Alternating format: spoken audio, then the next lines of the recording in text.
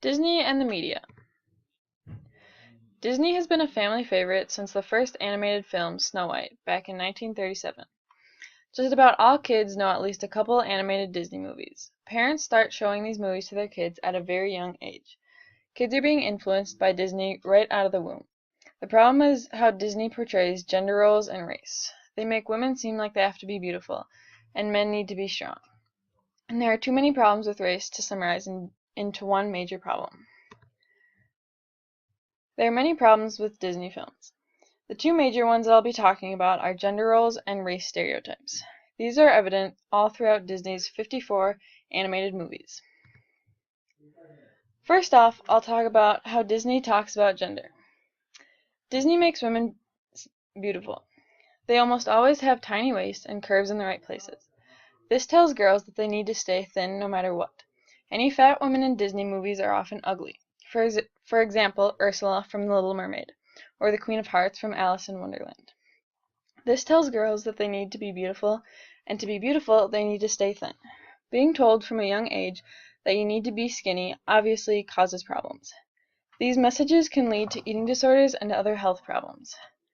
As the young girls who watch Cinderella grow up, then when they become teenagers, they want to look like the princesses still, mainly thin. Besides looks, women are told they need to find a man.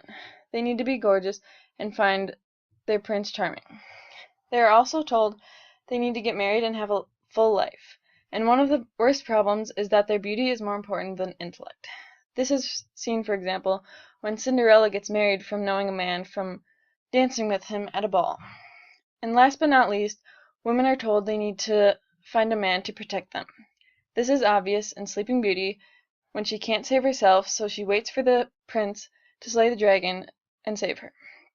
Overall, women are shown as weak, and if they're not beautiful, they're not worth anything. There's also a huge stereotype about men that Disney enforces. One is that men have to be strong and manly. They can't show feelings. Their only success comes from their strength and if they look handsome or not. Also, to be successful, they need to get the girl. This is why the princess and princesses always end up together, which makes them live happily ever after, even though that's not real life.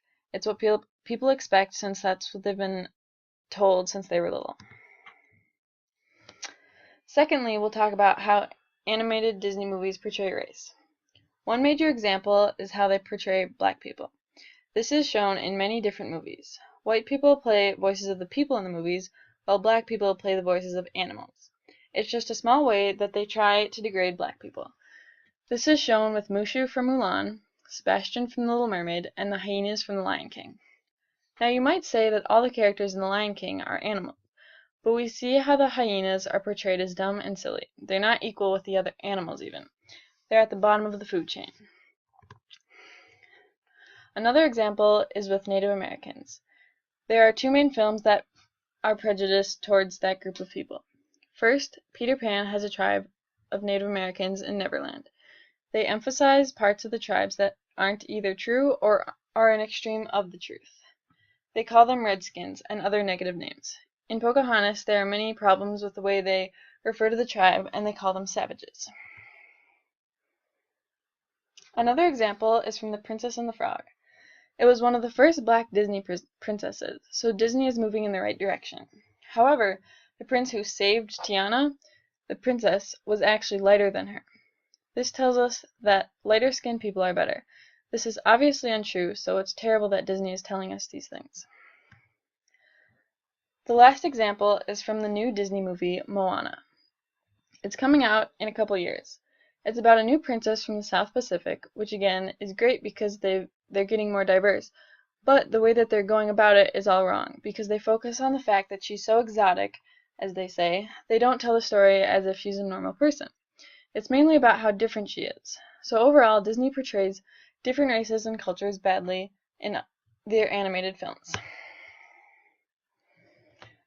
The main implications are how kids learn these things. The little girls will grow up thinking they need to be beautiful. The little boys will grow up thinking they need to be strong. They might grow up and have inaccurate body perception because they'll think they need to be as skinny as those princesses, which isn't quite possible. Also, kids might think poorly of other races. They might not understand that all the characters in these films are exaggerated. Overall, it would mess up their minds of the children who are growing up and taking over the future. Ways to help this problem could be to change the movies themselves, and Disney has been starting to do this with race, with movies like The Princess and the Frog and now Moana. Another way to solve this problem would be to not let your own kids watch Disney movies.